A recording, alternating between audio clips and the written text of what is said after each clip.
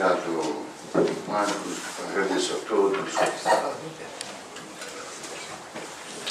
a todos, sempre constrangido de novo por esse atraso, mas afinal superado pelo momento. É o ICM pequenininho, imposto que não cria problemas para ninguém, então não tem tanta atenção. Bom, onde é que está?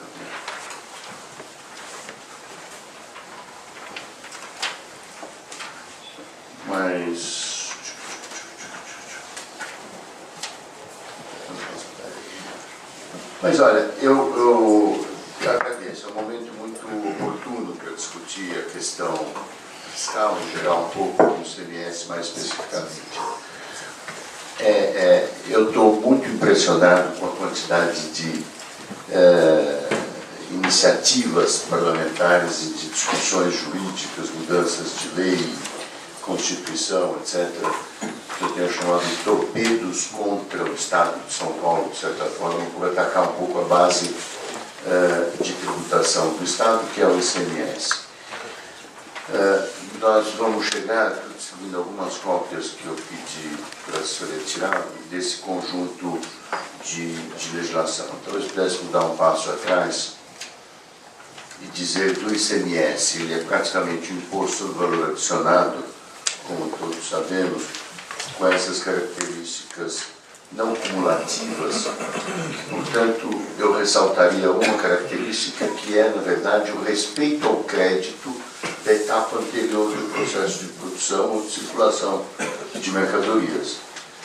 Ou seja, é um imposto que, por sua conceituação de imposto sobre valor adicionado e por sua formatação prática, depende fundamentalmente de você ter créditos e débitos, cuja diferença corresponde ao imposto daquela etapa do processo produtivo. Quando este crédito perde legitimidade ou perde consistência, na verdade, as questões começam a surgir. Quer dizer, então, na verdade, a fonte das questões principais que a gente enfrenta de guerra fiscal, eu diria, se refere a uma assimetria de alíquotas interestaduais que permitem incentivos ocultos que, na verdade, fazem com que um crédito recebido de uma mercadoria de outro Estado você fica em dúvida se ele, de fato, foi cobrado na etapa anterior ou não. E se não foi cobrado, ele perde um pouco a legitimidade do ponto de vista do sistema de contribuições, especialmente deixamos de ter harmonia ou equilíbrio nessas relações.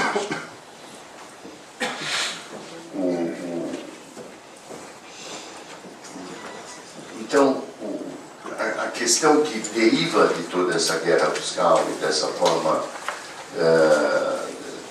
da elevada carga fiscal, da dificuldade de implementação, do emaranhado de regras, etc., é, no fundo, um elemento a mais da perda de competitividade na economia brasileira. No fundo, é isso que o desenvolvimento do país e a melhoria da condição de vida da população depende fundamentalmente da melhoria da produtividade e competitividade.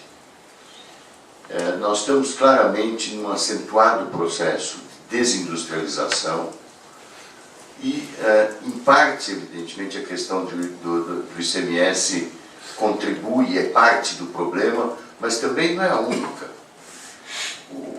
Anteontem eu fiz uma palestra num board com visitas de boards internacionais de um banco estrangeiro, e me perguntaram por que você não dorme à noite. Eu falo, não durmo à noite com a perda de competitividade que temos na economia brasileira. É impressionante, especialmente na área industrial, há uma desindustrialização galopante e uma desverticalização da indústria inacreditável, mal percebida como processo e pouco investigada, eu diria, ou pouco publicizada, pelo menos, nas suas causas. Há o elemento que talvez é mais chocante em relação a essa desindustrialização é o saldo da balança comercial de produtos manufaturados, que em 2006 era positivo em 5 bilhões de dólares, e no ano passado fechamos com déficit de 95 bilhões de dólares. Neste ano estamos projetando um déficit de 113 bilhões de dólares. 100 bilhões de dólares, às vezes é um número difícil de apreciar. Para ter uma ideia, é o montante do programa de privatizações brasileiro na década de 90. Na década de 90, a privatização petroquímica, siderurgia, etc., correspondeu a cerca de 100 bilhões de dólares entre recursos arrecadados e dívidas repassadas ao setor privado. Então, é um montante muito expressivo. Hoje nós temos um déficit de balanço de pagamentos da ordem de 70, 80 bilhões de dólares, déficit de transações correntes, que é também muito expressivo. Portanto, uma das dimensões de um problema mais amplo e mais grave, macroeconômico, que eu acho que nós estamos atravessando. Mas, por trás dessa perda de competitividade, há uma absoluta falta de reconhecimento de questões fundamentais, conhecidas também, que constroem competitividade, que é a educação, a qualidade da educação, modernização, tecnologia, inovação. Todas as questões que constroem competitividade se dá muito pouca atenção no Brasil. Nós estamos vivendo um período de distribuição farta, todos querem a sua parte já à vista, sem se preocupar muito como se adiciona valor, como se cria valor na economia, de certa forma. Evidentemente, se por um lado há uma visível e fortíssima perda de competitividade na área industrial, há concomitantemente um ganho de competitividade em termos globais de toda a nossa dinâmica centro-oeste, digamos, de produção de commodities, grãos, minérios, carnes, algodão, etc., que evidentemente, com os anos que tivemos de crescimento muito vivaz de economia chinesa e preços de exportação, portanto, termos de intercâmbio muito favoráveis, conseguimos mascarar um pouco todos os elementos que estão em transformação, absolutamente desconsiderando a construção de competitividade na economia brasileira. Então temos uma evidente demanda inconsistente, eu diria, da sociedade sobre o setor público, eu posso generalizar, não apenas Estado, mas também União, entre as demandas que se fazem dos serviços públicos desejados, com evidente necessidade de melhora na qualidade da prestação de serviços públicos e ao mesmo tempo uma demanda de redução da carga tributária global para dar um pouco mais de oxigênio não só ao empreendedor privado na sua capacidade de financiar investimentos, como também a população no sentido de sua renda disponível. Tivemos, nos últimos 10, 15 anos, um enorme crescimento, não apenas salários nominais, acima da produtividade, portanto,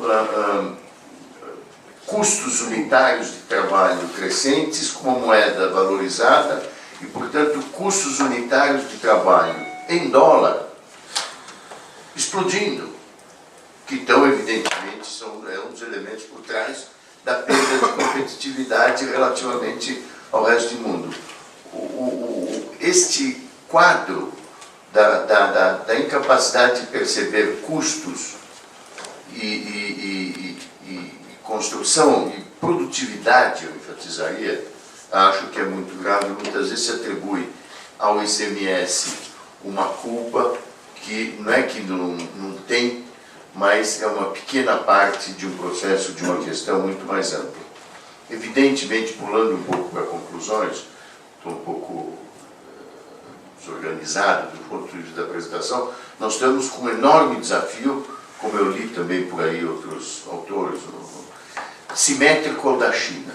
Enquanto a China tem um grande desafio de sustentar a sua dinâmica de crescimento, substituindo a dinâmica de exportações por uma dinâmica de mercado interno de consumo, o nosso desafio é o de mudar este componente de demanda agregada que sustentou o crescimento de forma eventualmente além do possível nos últimos anos, o consumo, por um outro componente dinâmico de demanda agregada, que é investimento.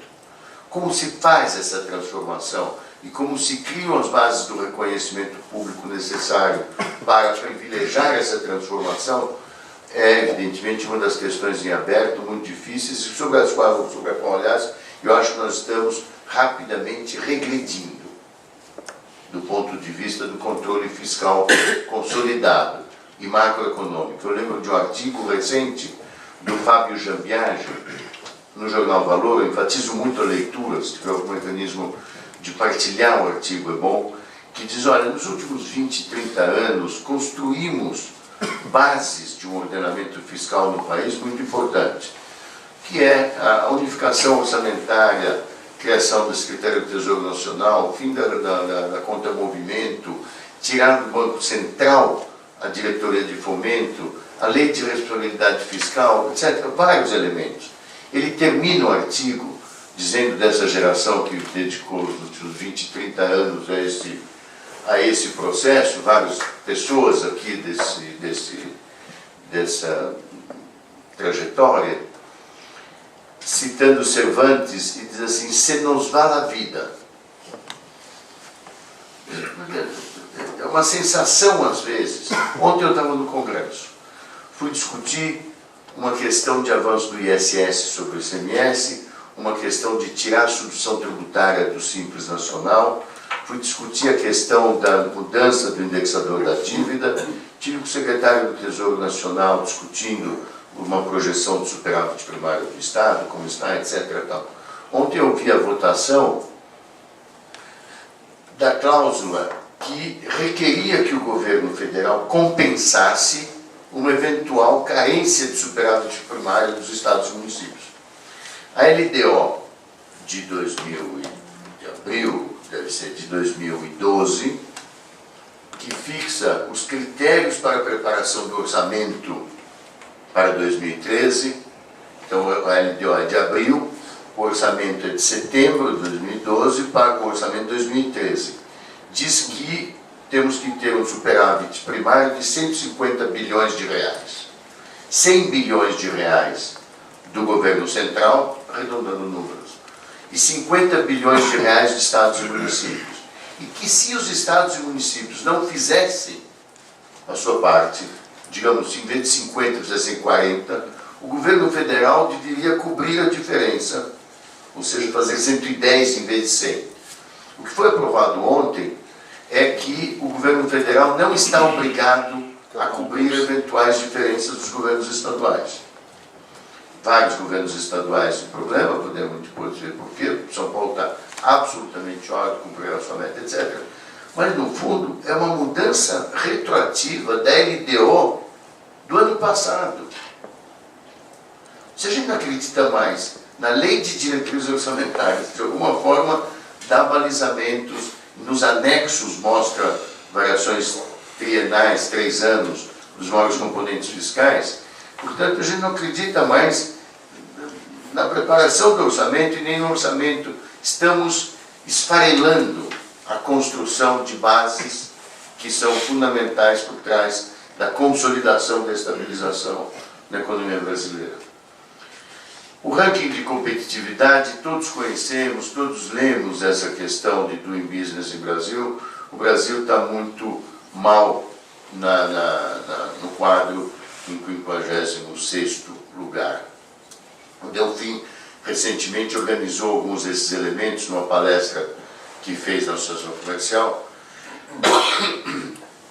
vendo o ranking dos elementos do setor privado e os rankings dos elementos atribuíveis ao setor público, e mostrou que, no que se refere aos atribuíveis ao setor público, qualidade do ensino, carga tributária total, qualidade dos gastos do governo, desperdício dos gastos do governo, carga de regulação e infraestrutura, nós estamos em 134º lugar, no primeiro bloco, enquanto que os atribuíveis mais ao setor privado, gastos das empresas com pesquisa e desenvolvimento, qualidade de fornecedores, proteção de interesses de minoritários, de governança, etc., sofisticação do processo produtivo e capacidade de inovação, estamos em 37º. É chocante quanto na economia convivem elementos modernos e atrasados. E é muito impressionante a incapacidade, às vezes, de comunicação, como temos tido em períodos recentes. A reforma do ICMS, evidentemente, se insere nesse quadro geral.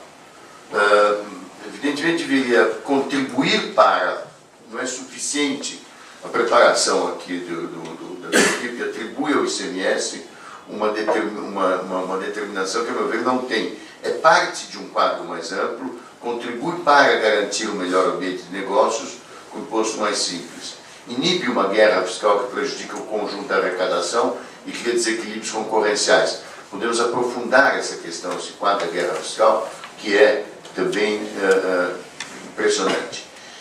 Retirar do ICMS o papel de promotor do desenvolvimento regional, criando ou reforçando instrumentos mais eficazes para essa finalidade, tais como os fundos de desenvolvimento regional. E acabar com a insegurança jurídica que impera atualmente em decorrência da guerra fiscal. A questão do desenvolvimento regional é um quadro muito importante, quer dizer, uma boa parte da guerra fiscal visa atrair investimentos para os estados que dão os incentivos. O desenvolvimento regional não é o Estado é insuficiente. É uma questão federal. Desde o 3º artigo da Constituição, diz que a República visa também um crescimento equilibrado regionalmente. O artigo 21, se não me engano, diz que é um papel do governo federal, uma política regional que reduza disparidades interregionais de renda. É política federal. Um Estado não consegue se puxar pelo próprio cabelo.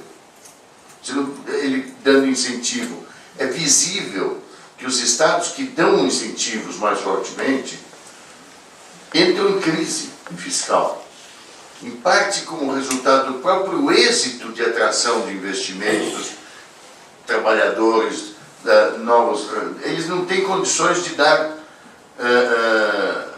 de suprir os serviços públicos requisitados, seja de infraestrutura, educação, saúde.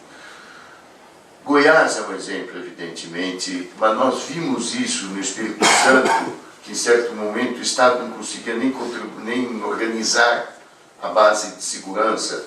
Nós vemos isso em Pernambuco, onde é fantástico o desenvolvimento derivado de maior mobilização e atração de investimentos no Porto de Suape, e ao mesmo tempo aquela região entre o Cabo São Porto Agostinho ao Porto de Suape, a polícia não entra.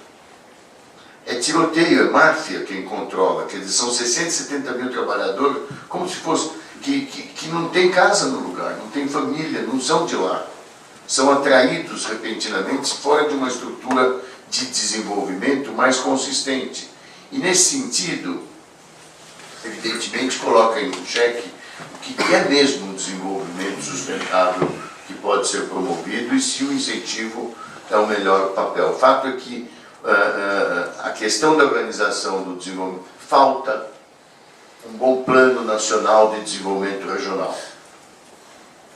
É evidente que organize um pouco todos os nossos valores, competências, especializações, infraestruturas disponíveis, que as complete e que tenha a construção de competitividade como norte. Claro que falta um plano nacional de desenvolvimento.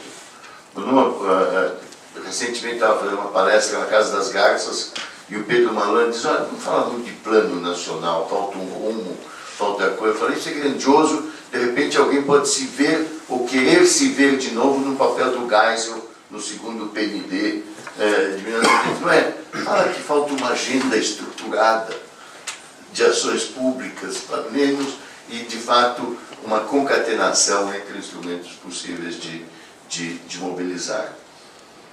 A insegurança jurídica que impera atualmente, evidentemente eu não vou mencioná-la aqui, nós temos profundos conhecedores, mas eu entendo do ponto de vista da empresa, das empresas em geral, do conjunto de investimentos, nesse quadro, isso implica a necessidade de taxas de retorno mais alto e uma ênfase em curto prazo. Você precisa ter o retorno do capital num tempo mais curto.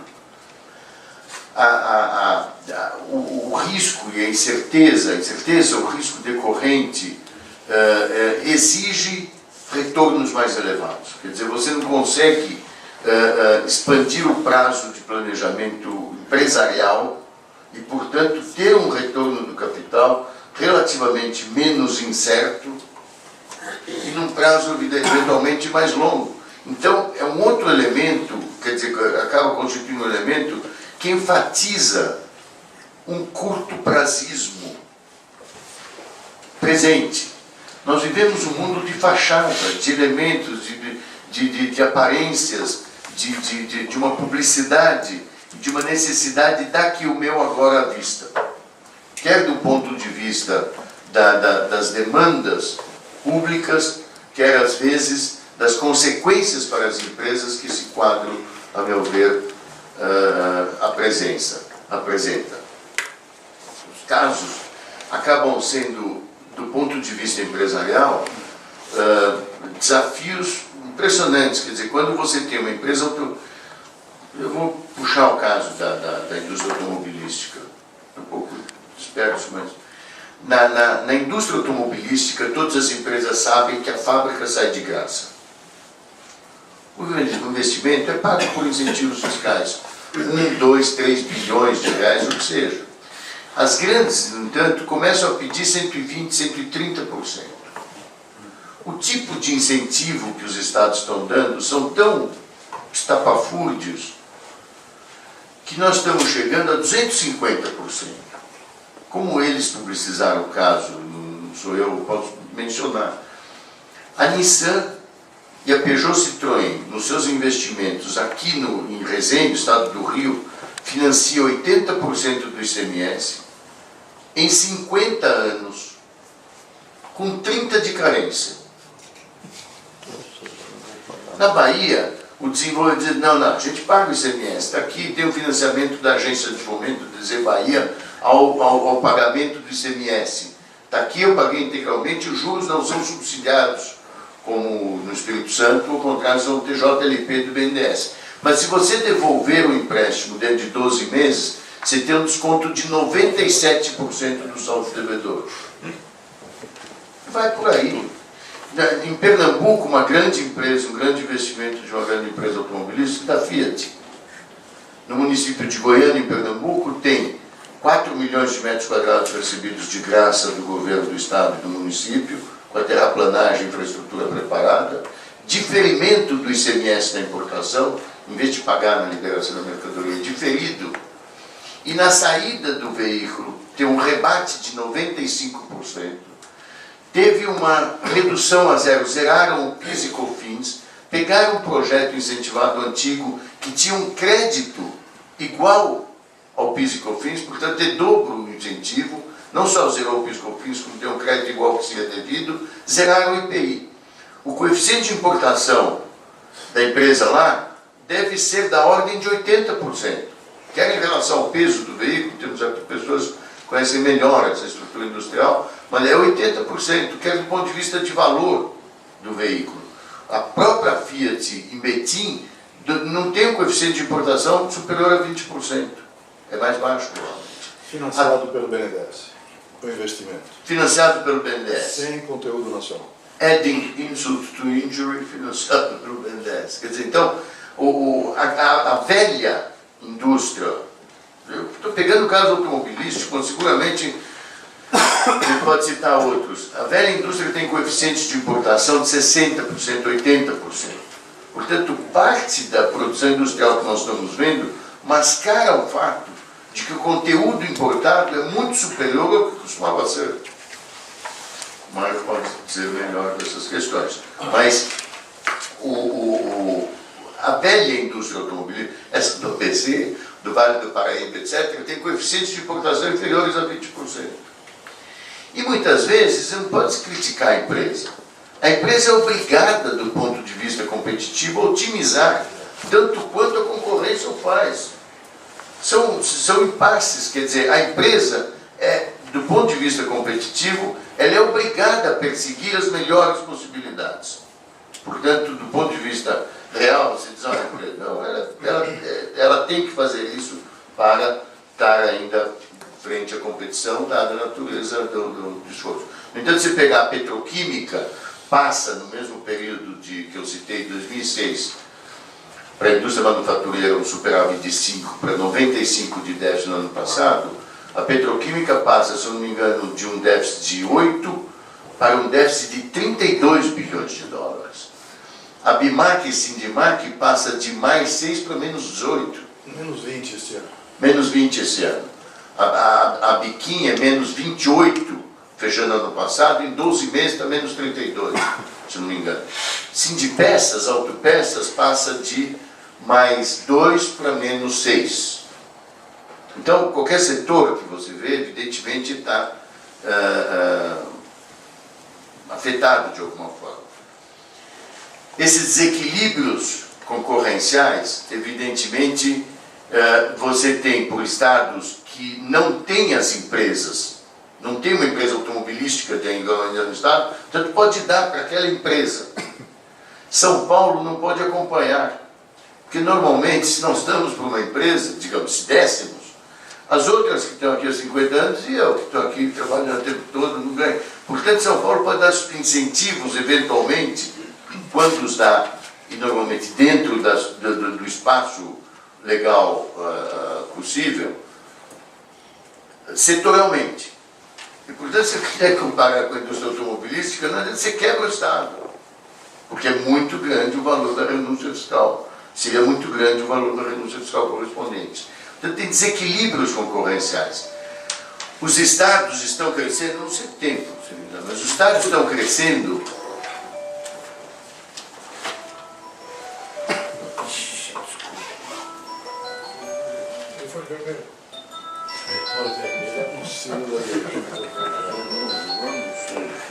Ninguém sabe desligar essas coisas quando eles começam a trocar. É um telefone novo. Esse é da Secretaria da Fazenda, eu nem sei como desliga. Acabaram mais uns 20 minutos, mas depois... Tá bem, eu vou dar. Eu dizia das questões concorrenciais, os estados nos últimos 10, 15, 20 anos tiveram um crescimento e um desenvolvimento considerável. A Norte, Nordeste e Centro-Oeste cresce mais do que Sul-Sudeste. Quer do ponto de vista de PIB industrial, quer do ponto de vista de ICMS.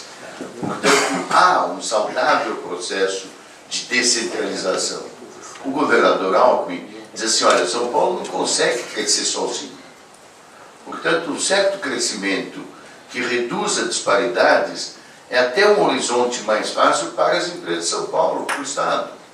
Então, diz assim, ninguém pretende ser, digamos assim, proprietário do crescimento. No entanto, a percepção dos estados é que tiveram desenvolvimento depois de algum incentivo fiscal, e, a meu ver, atribuem falsamente ao incentivo a causa de todo o seu desenvolvimento.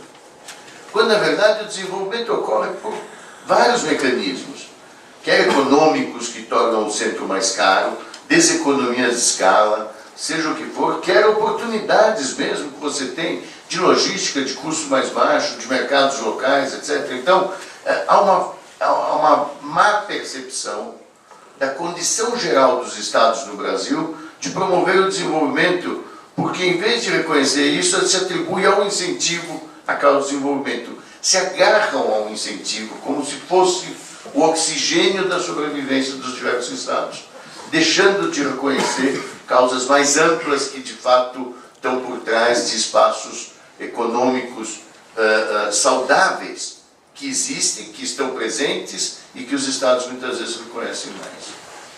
Evidentemente, a criação de barreiras a produtos de outros entes da federação, não apenas as jurídicas, nós temos 53 ADINs no Supremo contra incentivos fiscais inconstitucionais dados por outros estados, quando nós temos a comprovação, quer por decretos, quer por legislação estadual, quer por outras evidências, nós construímos elementos, vamos para a ADIN.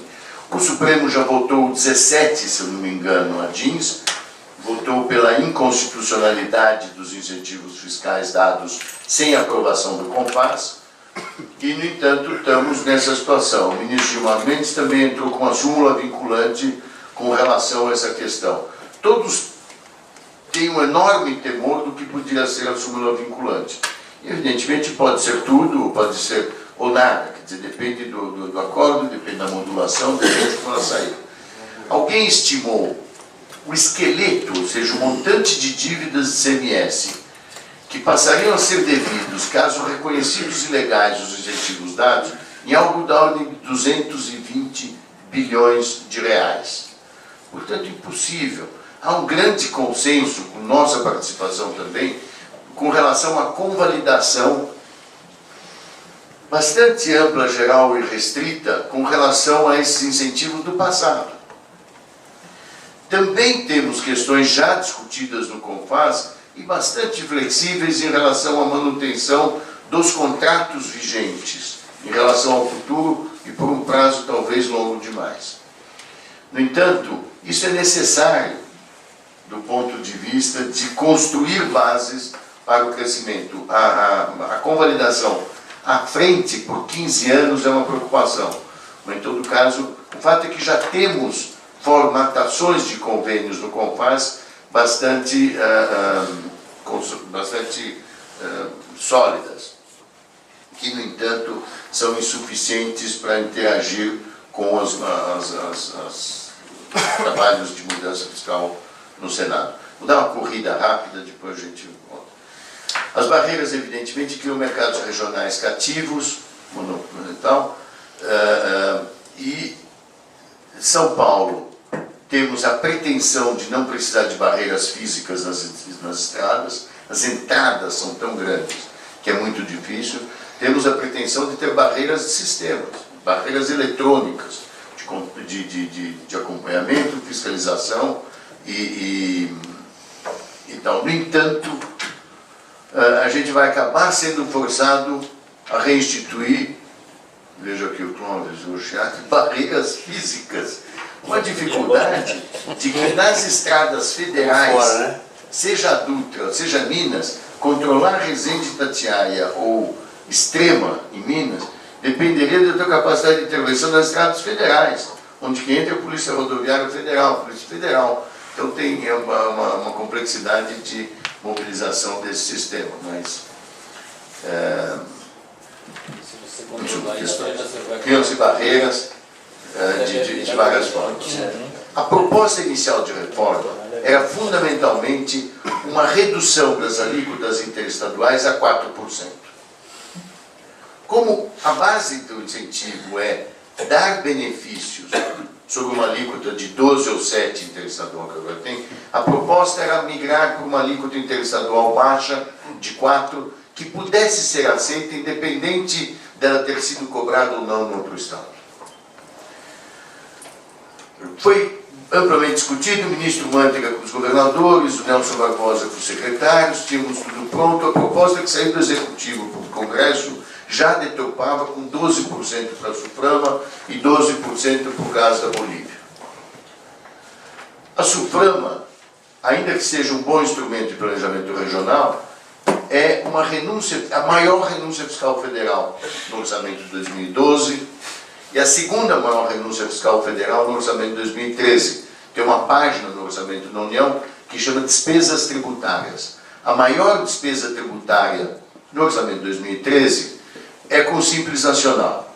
São 22 bilhões de reais ao ano, no ano, e que atendem a cerca de 20 milhões de postos de trabalho das micro e pequenas empresas. Portanto, é um incentivo da ordem de R$1.000 a R$1.500 por posto de trabalho.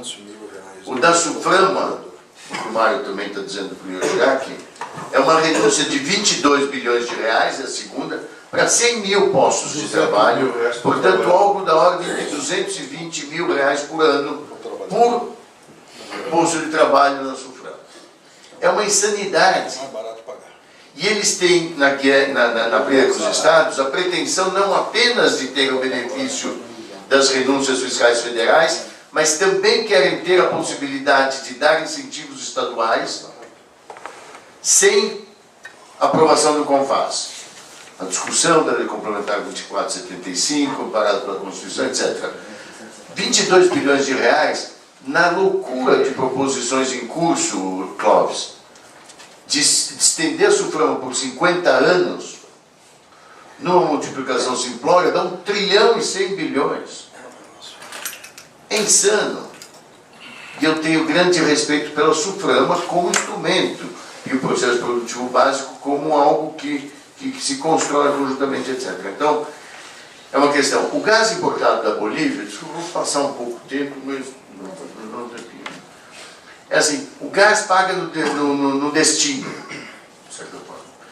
Então, o gás importado da Bolívia está lá no gasoduto e veio para São Paulo. Devia pagar ICMS aqui. No entanto, o nosso eficiente senador e candidato ao governo do Mato Grosso do Sul, Delcídio Amaral,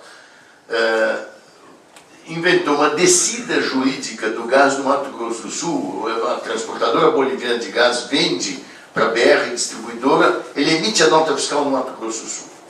Eu pago o ICMS lá. Esse ICMS representa 20% da arrecadação do Estado do Mato Grosso do Sul. E ninguém abre mão.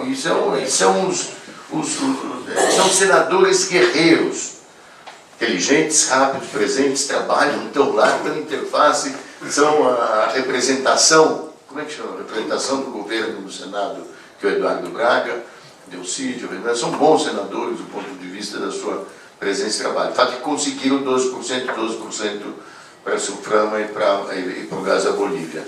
Bem como uma extensão, nós queríamos uma convergência 4 em 4 anos, a negociação com o Nordeste era uma convergência 4 em 8 anos, e no projeto foi a 12 anos.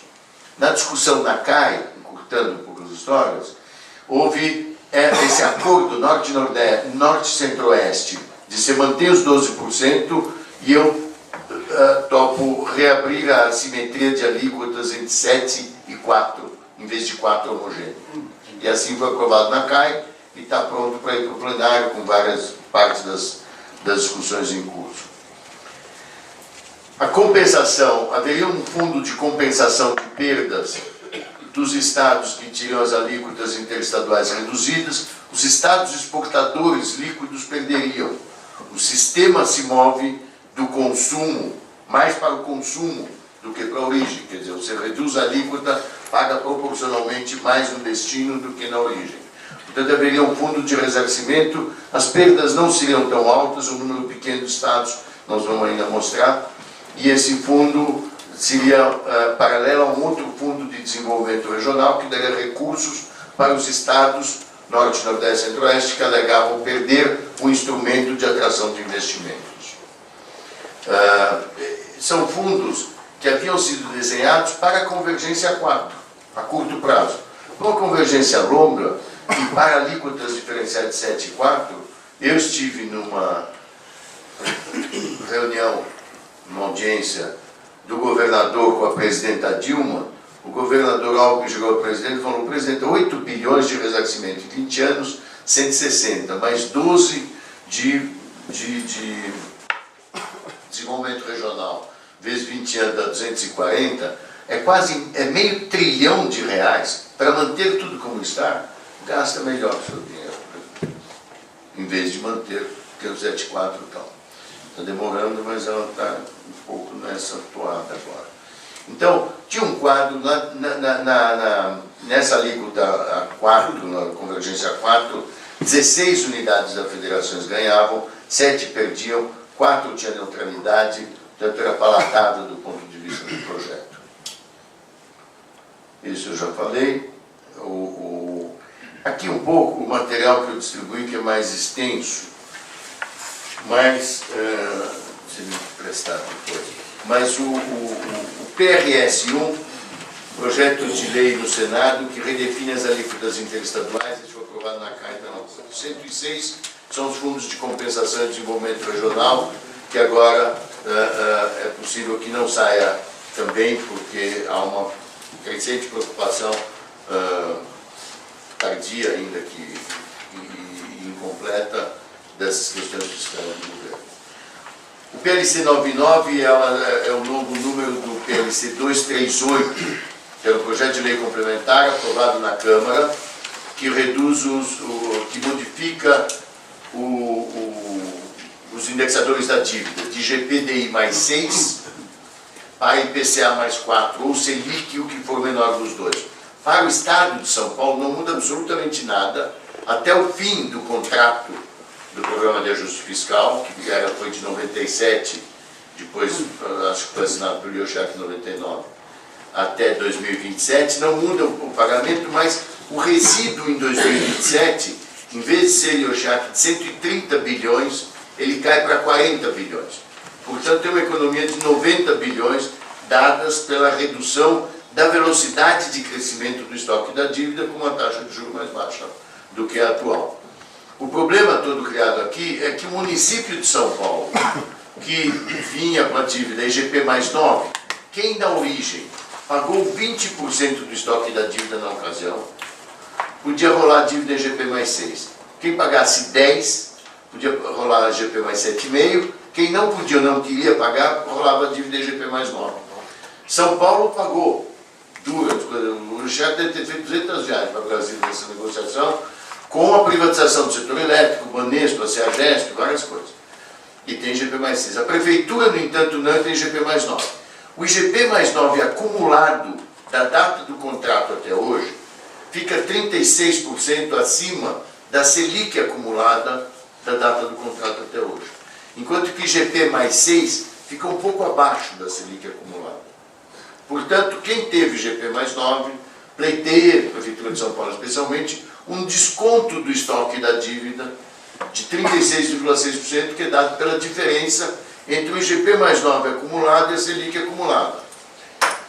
Nós argumentamos, uma longa história, a partir daí todo mundo quis desconto. O relator na Câmara topou. Depois todo mundo quis desconto do comprometimento, porque diz, não adianta reduzir o estoque se eu continuo pagando 13% da receita, que é o que o PAF diz. Então, diz, olha, foi sendo tão grande que o governo federal falou, diz, olha, é impossível. Então voltou ao texto original. No entanto, a Prefeitura de São Paulo fez questão de entrar com um artigo específico sobre desconto, foi aprovado na Câmara, retirando o primeiro artigo do projeto de lei complementar 238, que era uma quebra de unanimidade no CONFAS para efeitos de convalidação. Então tinha quebra de unanimidade e a mudança do indexador da dívida.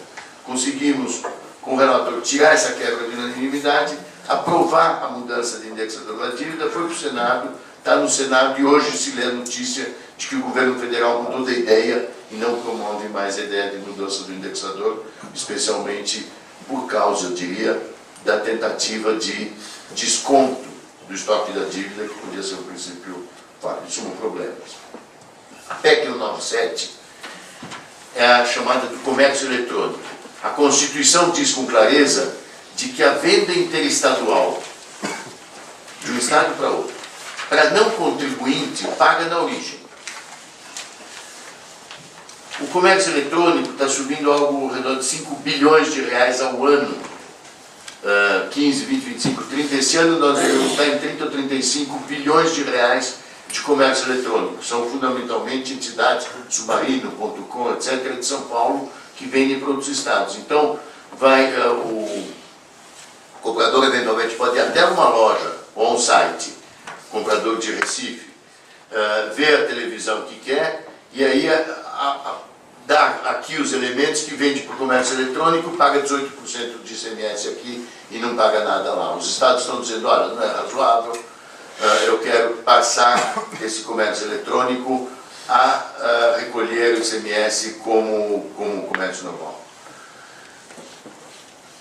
Além do comércio eletrônico, você tem venda por catálogo, você tem showroom e coisas do tipo que motivaram esse quadro. Como nós estávamos num quadro geral de aprovação, tínhamos acabado de aprovar a resolução 13, a dos portos lá de Santa Catarina, Espírito Santo, estávamos no meio da toada, então foi aprovado por unanimidade no Senado o governador me cobra até hoje, diz que você aceitou a unanimidade, você vai pagar o custo para São Paulo no cheque pessoal.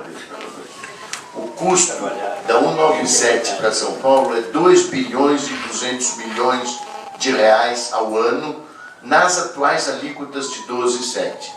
Se for relativizado a alíquota de 7,4, o custo sobe a 3,4 bilhões de reais ao ano, é insuportável.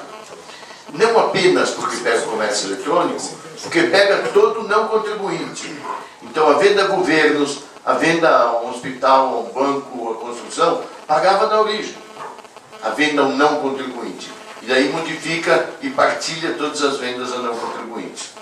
Grande problema da 197, todos os estados estão atrás, foi aprovado no Senado, está na Câmara, a unanimidade contra São Paulo, no caso. Simples Nacional, uma tentativa de retirar das empresas do Simples Nacional, digamos, pagam 3%, a substituição tributária. Todos sabemos, a substituição tributária cobra na indústria, digamos, o ICMS relativo à fase posterior de comercialização. Quando esse produto vai para uma empresa Simples Nacional, ele diz é injusto porque eu acabei pagando 18 por substituição tributária e eu devia pagar 3, eu quero tirar a substituição tributária do Simples. Tirar a substituição tributária do Simples apresenta ameaças enormes a todo o sistema de substituição tributária, que certo ou errado, tem certas questões aqui difíceis, o fato é que ele representa uma parcela muito relevante de arrecadação, portanto é um desafio muito importante. Ontem conseguimos que não se realizasse a reunião da comissão de tributação que iria decidir isso antes de mandar para o plenário, mas é assim, parece inexorável. Vamos tentar ajustar. O ministro Afif é um grande elemento promotor de todas as questões assim. Por fim,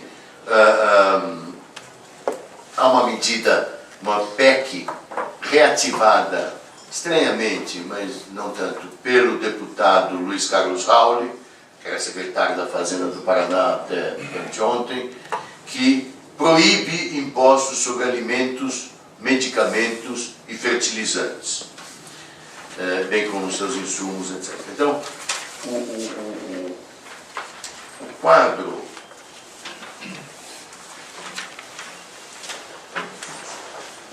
esse é o quadro geral, um quadro de enorme desgaste, de reconhecidas complexidades, insuportáveis quase do ponto de vista. As empresas que nos procuram dizem, olha, eu tenho um número de elementos para cuidar da questão tributária no Brasil superior a toda a Europa, superior a todo o resto da América. É uma carga, uma dificuldade, e as dubiedades não ajudam, evidentemente, a construir qualquer ambiente saudável de construção de competitividade. No entanto, do ponto de vista do Estado de São Paulo, nós temos uma outra apresentação do CIT, mas se tiver tempo depois eu mostro. Nós temos hoje com um orçamento de 173 bilhões de reais, todo o ajuste fiscal permitiu que a gente passasse de investimentos médios históricos de 2 bilhões de dólares ao ano para 8 bilhões de dólares ao ano na gestão anterior, e nós estamos navegando na ordem de 10 bilhões de dólares ao ano de investimentos agora.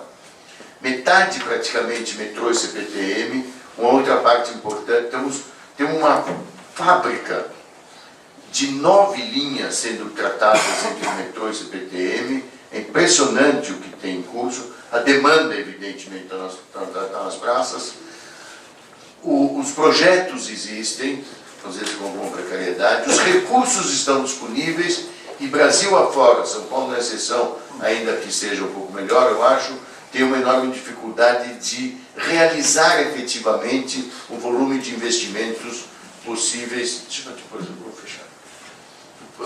O volume de investimentos possíveis e com recursos disponíveis. É impressionante a dificuldade de se materializar.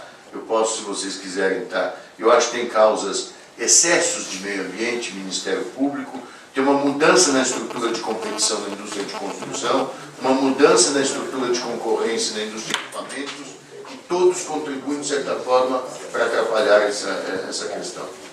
O fato é que estamos em ordem em São Paulo, estamos dentro de nossas metas de superávit primário, vamos cumpri-las com abundância, mobilizamos financiamentos importantes em função da trajetória adequada da dívida, a relação dívida sobre receita, que a Lei de Responsabilidade Fiscal estabelece um limite em 2, nós estávamos acima desse limite, baixou, nós estamos em 1,27. Essa velocidade de queda da dívida em relação à receita é que abre espaço